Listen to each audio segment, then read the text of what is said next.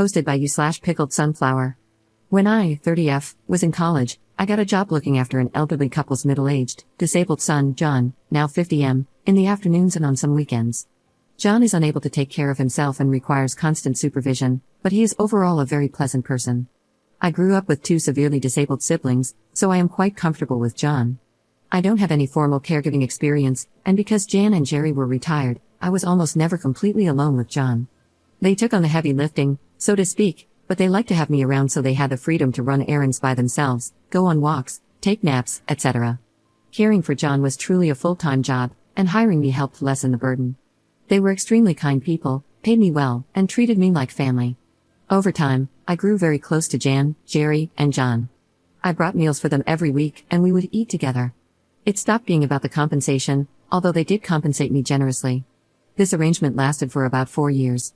After I graduated college, I stopped working for them formally but still spent time with them regularly.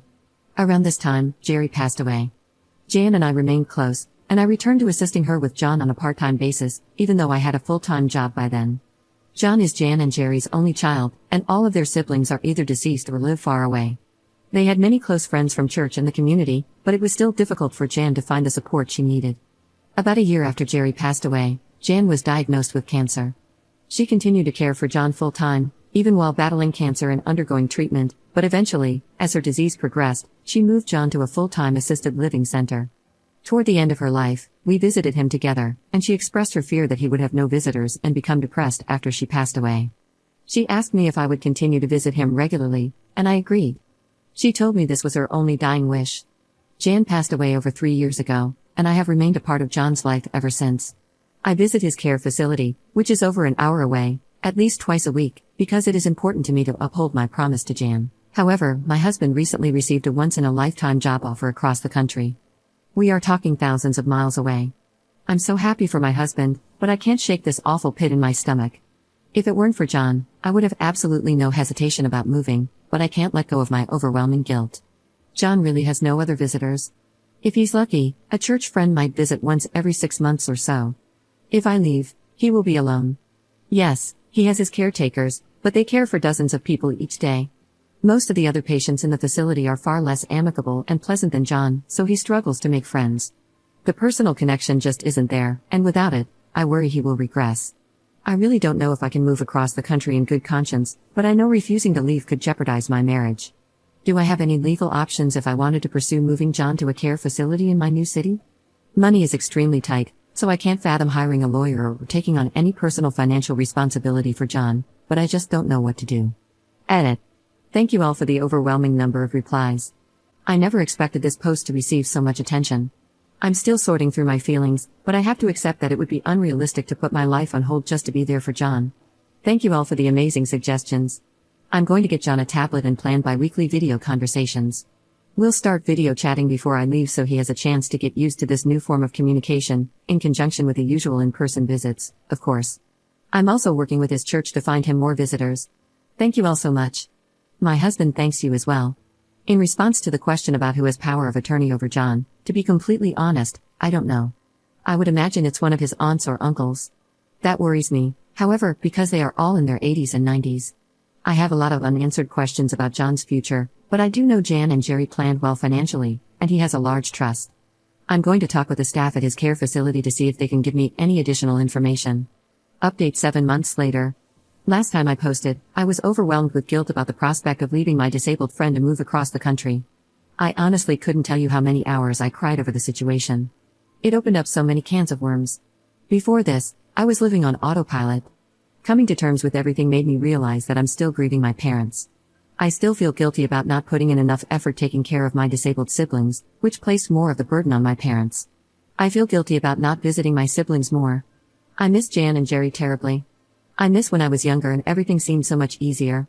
I didn't want to leave my home of 30 years, but I knew I had to. I was so scared of letting my husband down. I just had so many emotions tangled up in my promise to Jan, my commitment to John, and the prospect of moving thousands of miles away. I received so much great advice on my post. I know I didn't reply to most of the commenters, aside from a few special PMs, but I really can't put into words how much all the support meant to me.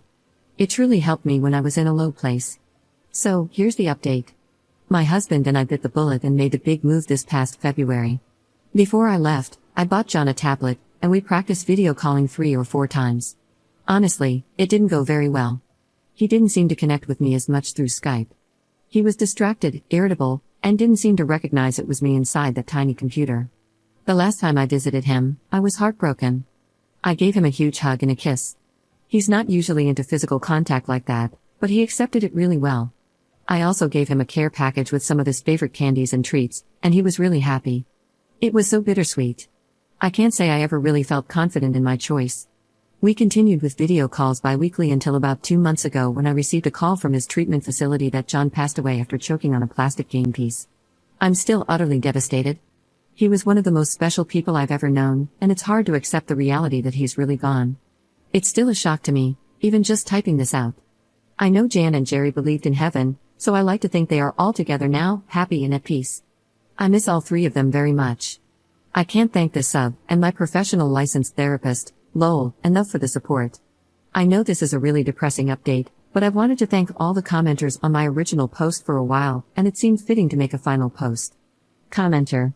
John's mother was asking you to do what you could to ensure he wasn't alone without her, and you went above and beyond.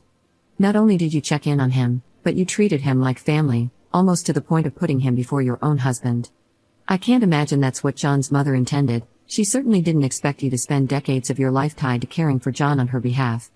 I'm so sorry that John passed away.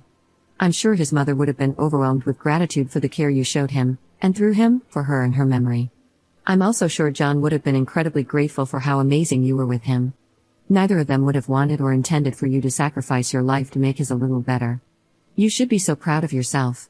Very few people would have given as much as you did. I really hope you don't beat yourself up for moving away. You absolutely did the right thing. You're clearly a thoughtful, kind, and caring person, and I wish you all the best because it's what you truly deserve.